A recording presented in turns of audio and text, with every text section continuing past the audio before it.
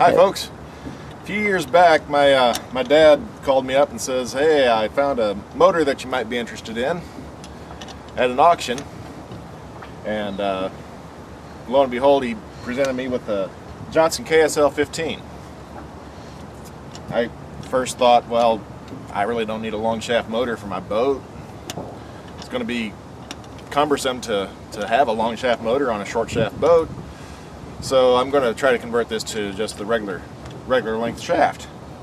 But then I got to looking at it. I looked up the serial number, and it's from somewhere during World War II, and did a little bit of research and found out that the U.S. Navy used 10-horse 7-ribs and Johnsons for pushing pontoon barges. And looking further on the motor, I found what I believe is the Bureau of Ships number for it. There's no tag on it saying as such, but I have reason to believe that this is a historical piece, so I didn't want to alter it by cutting the shaft down or even changing out the prop, which, as you can see, hopefully, has a very shallow pitch, 7¼ inch pitch, bronze prop.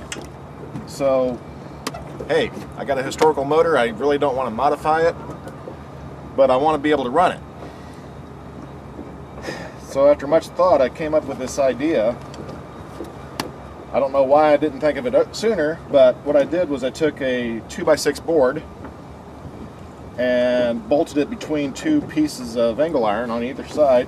Both sides here have this angle iron, and through bolted it and then clamped it to the boat.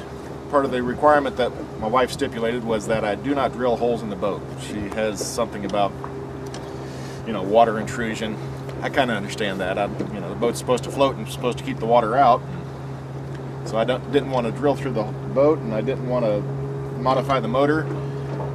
And this isn't my only motor, so I wanted to have some way to be able to take this on and off. I was able to find C-clamps. Just about any hardware store would have big enough C-clamps, and the angle iron, the C-clamps came from Ace Hardware.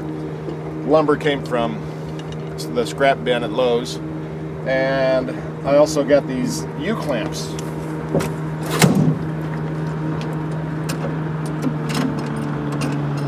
from Gary Spencer's favorite store, Harbor Freight. Folks at Ace said, no, there's no such thing. Well, Harbor Freight happened to have them. And here in a little bit,